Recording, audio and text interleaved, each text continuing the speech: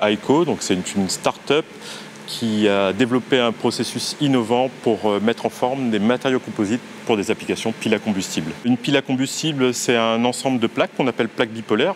Et entre chacune de ces plaques, il y a une membrane qui sert à décomposer l'hydrogène et produire l'électricité. Chez Aiko, nous travaillons sur un élément clé de la pile à combustible, les plaques bipolaires, qui sont un élément fondamental étant donné qu'ils représentent 75% du poids pour environ 40% du prix du système. Nous avons mis au point un procédé de fabrication innovant qui nous permet simultanément d'assurer à cet élément d'être compact, durable et léger. Ainsi, pour une pile de 300 kg, pour un bus à hydrogène par exemple, le gain de poids est d'une centaine de kilos.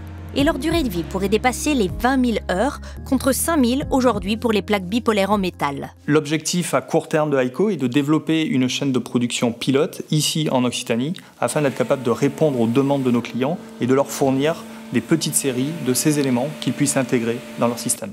Aiko mise donc sur l'expansion actuelle des technologies hydrogènes, notamment dans les transports, bus, voitures, trains ou encore bateaux.